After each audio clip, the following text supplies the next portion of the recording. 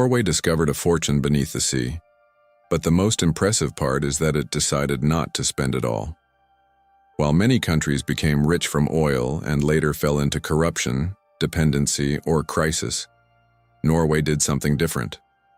It took a temporary source of wealth, hidden beneath the cold waters of the North Sea, and turned it into one of the greatest future-building machines on the planet. Today, Norway does not look rich like Dubai. It does not scream luxury. It does not need to prove anything.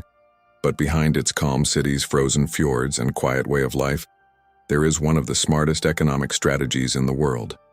And the big question is, how did a small, cold, unlikely country become quietly one of the richest nations on Earth? In the far north of Europe, there is a country that, at first glance, did not seem built to become wealthy easily. Norway is cold, mountainous, long, and full of deep fjords. Its cities look small next to the power of nature. The sea is freezing. The winter is long, and for a long time living there required endurance, patience, and discipline. Before becoming a symbol of wealth, safety, and quality of life, Norway was simply a difficult country, a place where people had to learn how to deal with the climate, the distance, and scarcity. There was no obvious luxury of great empires. There were no deserts filled with futuristic palaces. There was no global image of extravagance. There were fishermen. There were small coastal communities. There was timber, shipping, limited farming, and a lot of hard work. Life was simple, practical, and often difficult. But something quiet was growing inside that country. Norway learned early that in a difficult place, waste could be expensive. It learned that trust between people mattered. It learned that organization was not a detail. It was survival, and that quiet, patient mindset would become decisive in the future. Before we continue, if you enjoy understanding how ordinary-looking countries become rich, subscribe to the channel, leave a like, and tell us in the comments where you are watching from. It helps the channel grow and allows us to tell more stories like this. Because Norway's story does not begin with oil. It begins with a people who learned how to live with little before learning how to manage a lot. For many years, Norway was not seen as a major economic power. It had natural beauty, yes. It had mountains, forests, seas, and impressive landscapes. But beauty does not pay bills, build hospitals, or automatically turn a country into one of the most prosperous societies on the planet. Norway's economy depended heavily on the sea. Fishing was an important part of life. Shipping was also essential. The Norwegian people developed a deep relationship with the waters because the sea was a path, a source of food, a risk, and an opportunity at the same time. In many regions, the land was not generous. Farming was not easy. The cold limited agriculture. Long distances made integration harder. And the landscape created obstacles for transportation, communication, and growth. But while other countries might have seen these difficulties only as signs of weakness, Norway was developing a different kind of inner strength. People needed to cooperate. Communities needed to trust one another. The government needed to work in a practical way, because mistakes in a small, cold country became visible quickly. Little by little, Norway developed more stable institutions, a culture of public responsibility, and a population educated to deal with real problems. This part of the story matters because many people imagine Norway became rich simply because it found oil. But that is only half of the truth. Oil brought money, a lot of money. But before oil, there was already a foundation. And when the Great Discovery arrived, Norway was not a perfect country. But it was mature enough to ask a question that few countries ask when money appears quickly.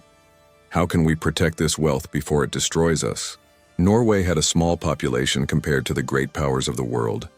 It did not dominate continents, control enormous domestic markets, or have the economic scale of giant countries. But that also brought an advantage.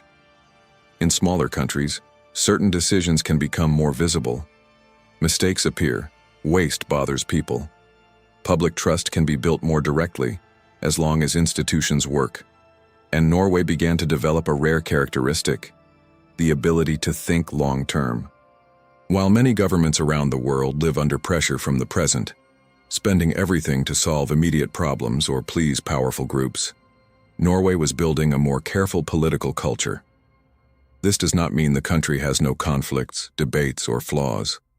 No country is perfect. But it does mean that when big opportunities appeared, there was a different mindset. The Norwegian people did not seem obsessed with looking rich. Norway did not build its identity around extravagance. It did not need to shout its wealth to the world. Its strength was in something more discreet: stability. And stability, in an economy, is worth a lot. It allows planning. It allows investment. It allows generations to be educated. It allows systems to be built that can survive governments, crises, and changes. Before the world saw Norway as an example of prosperity, Norway was already accumulating a kind of invisible capital: trust. Trust in rules. Trust in institutions. Trust that public money should serve the future, not only the present. And then, beneath the cold waters of the North Sea, came the discovery that could change everything, or ruin everything. When oil was found in the North Sea, Norway saw a gigantic opportunity in front of it. Suddenly, that cold, small, quiet country discovered that a fortune was hidden beneath the waters. It was not an easy fortune to reach. The environment was difficult. The sea was dangerous, and exploration required technology, planning, and courage. But the potential was enormous. For any nation, finding oil can look like an immediate blessing. It feels as if the financial future has suddenly appeared on the horizon. More money for the government, more jobs, more investment, more economic power, more international influence. But Norway understood, or at least began to understand, that great natural wealth also carries great danger. Because when money enters a country too quickly, it can change everything. It can strengthen the currency. It can weaken other sectors. It can make the government depend too much on one source of income. It can create groups interested in capturing that wealth. It can feed corruption, waste, and rushed decisions. In many places around the world, natural resources did not bring lasting prosperity. They brought conflict, inequality, and dependency. This phenomenon is known as the resource curse. It happens when a country has something valuable, such as oil, gas, or minerals, but cannot turn it into real development for its people. And Norway was standing at that crossroads. Oil could be a gift, but if it was badly managed, it could also become a trap. The question was simple but heavy. Would Norway use this wealth to build the future, or only to consume the present? Becoming rich quickly sounds like a dream, but for a country it can be dangerous. When a nation begins to receive huge amounts of money from a natural resource, something strange can happen.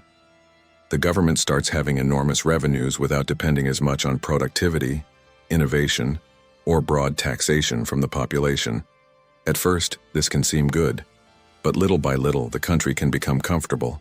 Companies in other sectors can lose competitiveness.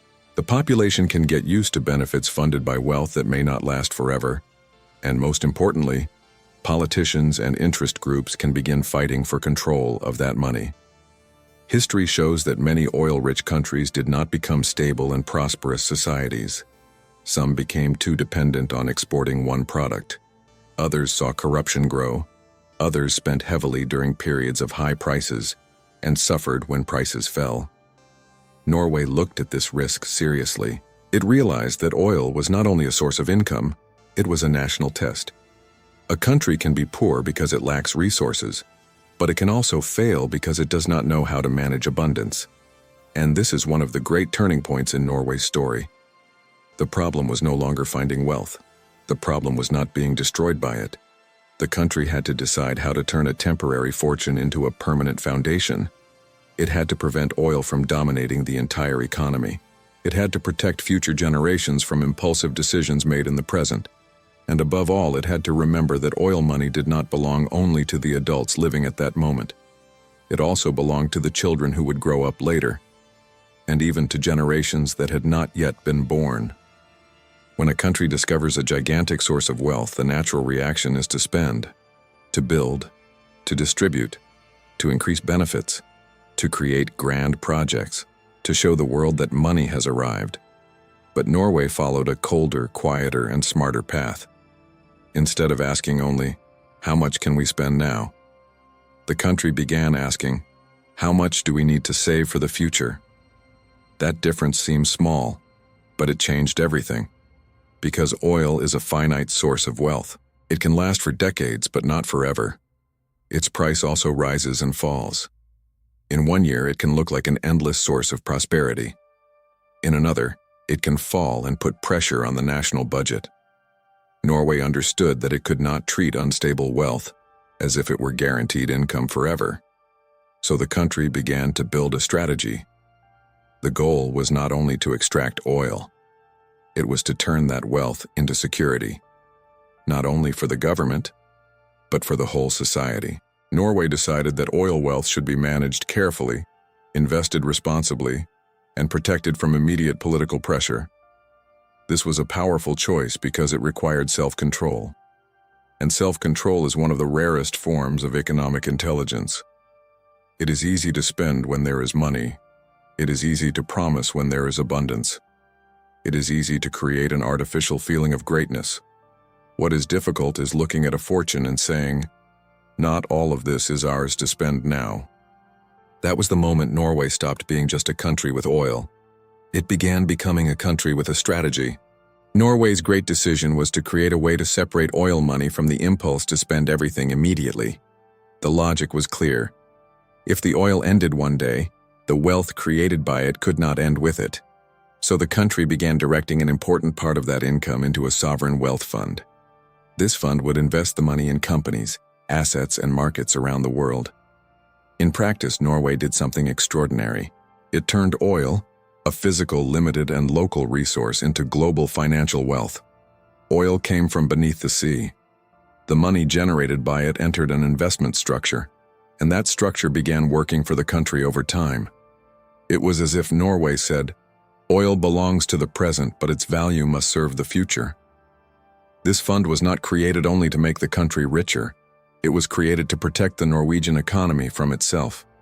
Without that care, too much money entering the country at once could overheat the economy, raise costs, hurt local companies, and create dependency. With the fund, Norway managed to better control the impact of its wealth. Instead of pouring everything into the country at once, it invested a large part abroad in a planned way. This helped preserve balance, and it also created something even greater, a collective sense of continuity. The population knew that wealth was not being treated like a temporary celebration. It was being turned into a national instrument, a quiet, technical, patient instrument, but an extremely powerful one. Norway did not only find money, it built a machine to prevent that money from disappearing. Saving money sounds simple, but for a country, it is extremely difficult. Every government faces pressure. There are real demands: hospitals, schools, roads, salaries, pensions, crises, elections, promises, and social urgencies. When a lot of money is available, the temptation to spend grows. There is always a good reason. There is always an important project. There is always someone saying the country should use more resources now. Norway faced these pressures too, but it created rules and limits to prevent oil wealth from being consumed too quickly. The country understood that a fortune without discipline can disappear in one generation. That discipline became a Norwegian mark. It is not dramatic. It does not draw as much attention as skyscrapers, artificial islands, or luxury megaprojects. But that is exactly why it fits so well with the idea of quiet wealth. Norway chose to look less spectacular in the present in order to be safer in the future. This is a kind of intelligence that few countries can sustain, because it requires trust between government and society. It requires the population to accept not spending everything now. It requires politicians to respect limits. It requires the future to have real value in present decisions. Norway did not treat oil like a lottery prize. It treated it like a responsibility. And that mindset created a deep difference between temporary wealth and lasting wealth. Many countries find natural resources. Few manage to turn them into stability. Many countries make money during boom cycles. Few manage to protect that money when the cycle changes. Norway became special not because it received a unique opportunity, but because it knew how to say no to excess at a moment when it could have said yes to almost everything.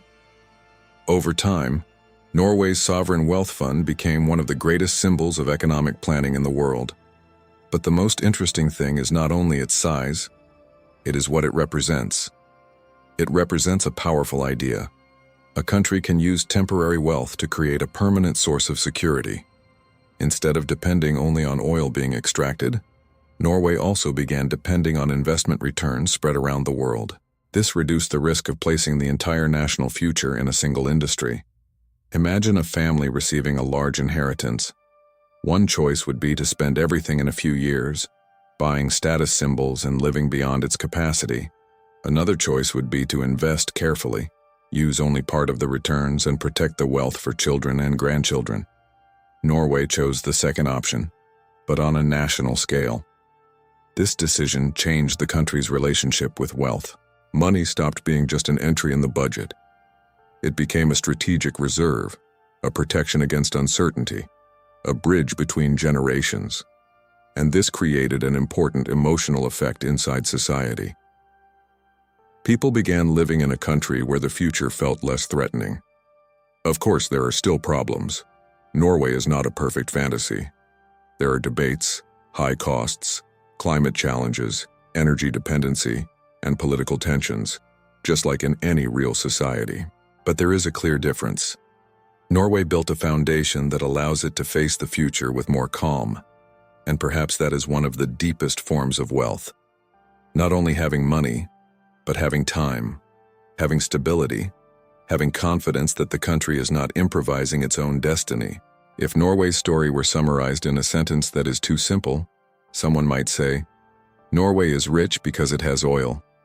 But that sentence hides the most important part. Many countries have oil. Many countries have gas, gold, diamonds, rare minerals, or fertile land.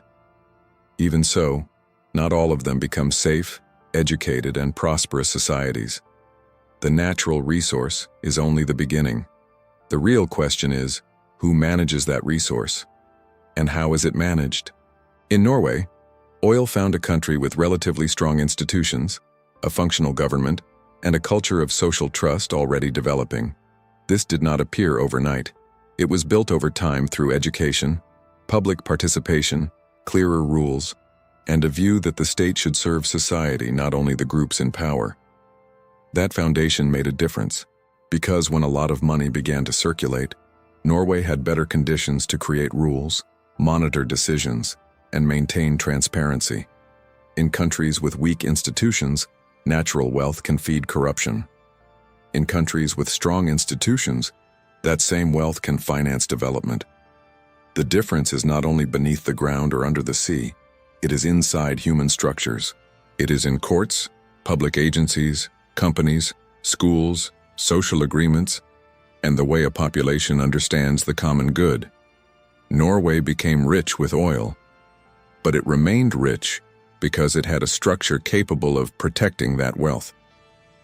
This is the less visible part of the story, and maybe the most important one. When people talk about infrastructure, many think of bridges, roads, ports, and airports. But there is an invisible infrastructure that may be even more important for a country's wealth: trust. In Norway, social trust plays a central role. People tend to trust institutions, public services, and one another more. This does not mean naivety. It means the system works with less friction. When there is trust, contracts are more respected, taxes are more accepted, public policies have more continuity, companies can plan better, citizens participate more in public life. Trust reduces the emotional and economic cost of society. In a low-trust country, everything requires more control, more fear, more protection, more bureaucracy, and more suspicion. People spend energy trying to defend themselves from the system itself. In a higher trust country, that energy can be used to produce, innovate, educate, and improve. This is one of Norway's quiet forms of wealth. It does not appear immediately in a photo. It does not shine like gold. It does not impress like a huge building. But it is present when a child walks safely, when a family believes it will have access to basic services, when a company knows the rules will not change chaotically, when the population feels that the future does not depend only on luck. Norway turned trust into an economic advantage, and that shows something profound. The true wealth of a country is not only in the money it accumulates, it is in the ability to make that money move inside a system that people respect. Another pillar of Norway is education. A small country cannot afford to waste human talent. With a small population, every person matters. Every skilled worker makes a difference. Every well-educated child can become part of the productive force of the future. That is why Norway invested in preparing people to work in complex sectors. Deepwater oil, technology, engineering, energy, public management, maritime transport, services, and innovation require knowledge. Natural wealth opened doors, but it was the population's skill that allowed the country to walk through those doors. Norway also built a social model that seeks to balance markets and collective protection. The idea is not only to create billionaires or large companies, it is to make sure prosperity becomes a broader quality of life. This balance is not simple. It requires taxes, efficient management, fiscal responsibility, and constant public debate. But when it works well, it creates a society that is less desperate. People with access to education, healthcare, safety, and opportunities tend to live with less fear of the future. And a society with less fear can think better. This does not eliminate individual ambition. It does not stop companies from growing. It does not erase economic challenges. But it creates a stable foundation. And stability is a valuable resource in an unstable world. Norway understood that oil could finance part of the journey, but it could not replace human capacity. The country needed prepared people, solid institutions, and a society that knew how to transform resources into well-being. That is why Norwegian wealth is not only financial, it is social. It appears in the way the country organizes everyday life. And that is where the story becomes even more interesting. When many people imagine rich countries, they think of visible luxury, extremely expensive cars, extravagant buildings, artificial islands, golden hotels, streets designed to impress tourists. But Norway shows another kind of wealth. It does not need to look exaggerated in order to be powerful. Its wealth appears in a calmer way, in organized streets, in safe cities, in transportation that works, in consistent public services, in people who live with a greater sense of protection. Norway does not shout wealth. It whispers stability. And this may be the central point for the channel Quietly Rich. The true wealth of a country is not always in the shine. Sometimes it is in the silence. In the silence of a family that does not need to fear a medical emergency so much. In the silence of a child growing up in a safe environment. In the silence of workers who know their rights matter. In the silence of a society that does not need to turn every problem into a national crisis. This kind of wealth does not go viral easily, but it changes lives every day. Norway looks simple from the outside, cold, discreet, organized, but inside, it carries one of the most impressive economic strategies of the modern world. It took a finite natural resource and turned it into lasting wealth. It took oil money and connected it to the future. It took a dangerous opportunity and transformed it into national security. This is the kind of country that shows prosperity does not need to be loud. Sometimes the richest countries are the ones that least need to prove they are rich. There is a powerful irony in Norway's story. The country became rich because of oil, but it knows it cannot depend on oil forever. That awareness changes everything. While some countries try to extend the past as much as possible, Norway tries to prepare for the future. It knows the world is discussing clean energy, energy transition, new technologies, and climate change. It knows the next major economic cycles may be different from the cycles that made it rich, so the country needs to make a delicate transition. On one side, it still has a very important energy industry. On the other, it needs to invest in innovation, technology, education, sustainability, and new ways to create value. This is not an easy task. Norway lives with a real paradox. Its modern wealth came from a resource the world is trying to reduce over time. But precisely because it planned well, It has better conditions to go through this change. The sovereign wealth fund, education, institutional stability, and social trust work like protection. They do not solve everything automatically, but they give the country room to think, test, and adapt. This is a great lesson. Countries that spend everything when they are at the top become vulnerable when the cycle changes. Countries that save, invest, and diversify have a better chance of surviving the turning points of history. Norway seems to understand this. It does not treat today's success as an eternal guarantee. It treats it as an opportunity to prepare the next chapter. And that may be one of the differences between countries that become rich for a while and countries that remain rich for generations. Norway does not only want to have won yesterday, it wants to be ready for tomorrow. In the end, Norway's story is not only about oil. It is about what a country does when luck knocks on the door. Norway could have spent quickly. It could have used oil to create a grand appearance of wealth. It could have become dependent, impulsive, and vulnerable. But it chose another path. It chose patience. It chose rules. It chose to save part of the present to protect the future.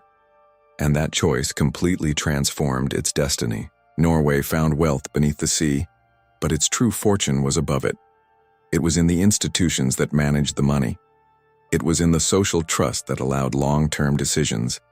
It was in the education that prepared people to deal with a complex economy. It was in the ability to resist the temptation to spend everything at once. That is why Norway is impressive. Not because it is perfect, but because it shows that national wealth does not depend only on what a country has. It depends on what it decides to do with what it has. Oil was the opportunity. Discipline was the answer. And the result is a country that became one of the greatest examples of quiet wealth in the world. Norway did not need to build an exaggerated image of power. It built something harder, a future. And when we look at this whole story, the final feeling is clear. Norway did not become rich only because it was lucky. It became rich because when luck appeared, the country was mature enough not to waste it. That is the great lesson. True wealth is not finding a treasure. It is knowing how to protect it, multiply it, and turn it into a better life for entire generations.